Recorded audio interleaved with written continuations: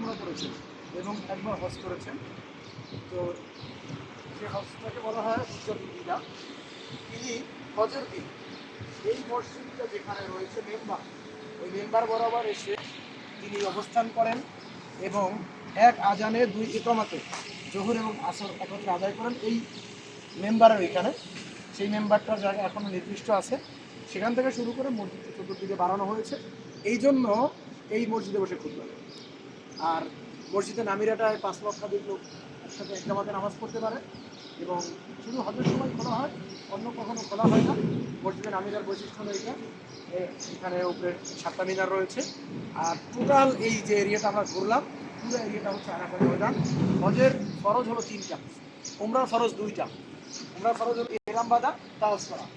হজের ফরজ 3টা, ইহরাম বাঁধা, তাওয়াফ করা এবং আরাফার ময়দানে অবস্থান করা।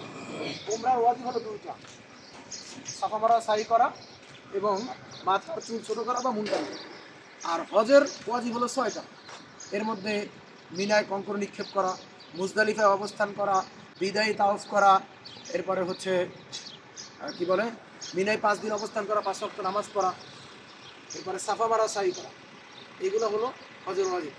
আর হজ হলো 6 জন ব্যক্তির সাথে রিলেটেড: আদম আলাইহিসসালাম, হাওয়া আলাইহিসসালাম, ইব্রাহিম আলাইহিসসালাম, হাজর আলাইহিসসালাম, ইসমাইল আলাইহিসসালাম, সাইয়েদনা মুহাম্মদ রাসূলুল্লাহ সাল্লাল্লাহু আলাইহি ওয়াসাল্লাম। এই 6 জনের সাথে হজ রিলেটেড। তো ওভারঅল এজ এ মুসলিম হিসাবে সামর্থ্য থাকলে যখন হজ ফরজ হবে তখন সাথে সাথে আদায় করা ফরজ। যখন ফরজ হবে তখন সাথে সাথে। অনেকে আছে যে এটা আদ করবে অথবা বার্ধক্য আসবে তখন হজ করবে, আসলে বিধান এটা না। যখন ফরজ হবে তখনই আদায় করা ফরজ। আজকে আরাফার মাধ্যম থেকে আমরা অন্তত এতটুকু শিক্ষা নিতে পারি যে মহান রব্বুল আলামিন আমাদেরকে যদি সামর্থ্য দেয় আমরা যেন হজ করতে পারি। এবং এই ময়দানটা যেহেতু কিয়ামতের কঠিন ময়দানে বিচার কার্যের একটা ময়দান হবে, সেদিক থেকে আমরা আল্লাহর কাছে পানা চাই। আল্লাহ যেন আমাদেরকে আমলনামা ডান হাতে দেন এবং আমরা জান্নাতের মেহমান হতে পারি। আর বিশেষ করে কিয়ামতের কঠিন ময়দানে 7 শ্রেণীর লোক আরো সাহায্য মিলেছে সারা পাবে।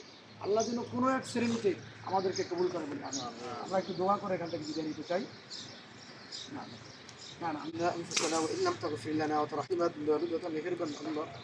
আমরা কতিপয় তোমার ঘরের মেহমানদেরকে নিয়ে রব্বুল আলামিন আল্লাহ আরাফাতের ময়দানে মসজিদে নামিরার নিকটে, যেখানে সর্বকালের সর্বশ্রেষ্ঠ মহামানব সাইয়েদনা মুহাম্মদ রাসূলুল্লাহ সাল্লাল্লাহু আলাইহি ওয়াসাল্লাম রব্বুল আলামিন আরাফার দিন জোহর আসর একত্রে আদায় করেছেন এক আজানের দুই ইকামতে, সেই জায়গাটায় স্মৃতি বিজড়িত জায়গায় আমরা কতিপয় গোলাম এসে রব্বুল আলামিন কুল সিরু ফিল আরদি সুম্মা আনজুরু কাইফা কানা আকিবাতুল মুকাজ্জিবিন, এই আয়াতের বাস্তবতা রব্বুল আলামিন আমরা ঘুরে ঘুরে দেখলাম। জাবালুর রহমত দেখলাম, জাবালুর সুর দেখলাম, রব্বুল আলামিন আমরা মসজিদে নামিরা দেখলাম। ইয়া রব্বুল আলামিন আপনার কাছে ফরিয়াদ জানাই আল্লাহ আমাদেরকে জীবনে একবার হলেও ইহরামের কাপড় পরে এই আরাফার ময়দানে অবস্থান করার তৌফিক দান করুন।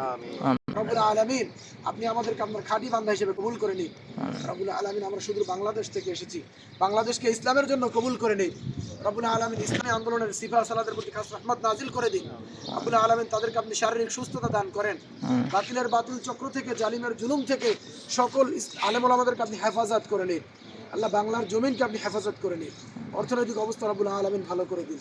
রব্বুল আলামিন বাংলার জমিন সহ সারা বিশ্বের মুসলমানদের প্রতি খাস রহমত নাজিল করে দিন।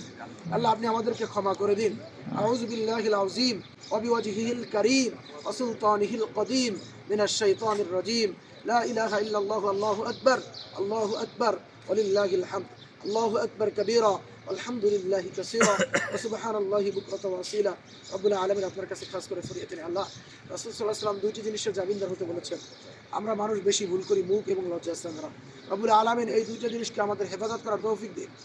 রব্বুল আলামিন কোরআন এবং হাদিস অনুযায়ী সিবগাতাল্লাহ ওয়া মান আহসানু মিনাল্লাহি সিবগা, আপনার রঙে আমাদের জীবনকে রঙিন করার তৌফিক দিন। রব্বুল আলামিন আমরা যারা এসেছি এই কাফেলা আমাদের উমরাকে আপনি মাবরুর হিসাবে দান করেন। রব্বুল আলামিন রাসূলের রওজায় দাঁড়িয়ে সালাম দেওয়ার জন্য আমাদেরকে তৌফিক দান করে দিন। আউফু বিদাল্লাহ ইন্নাল্লাহা বাসীরুম বিল ইবাদ। رب ارحمهما كما ربياني صغيرا اللهم رب ارحمهما كما ربياني صغيرا سبحان ربك رب العزة عما يصفون سلام على المرسلين والحمد لله رب العالمين।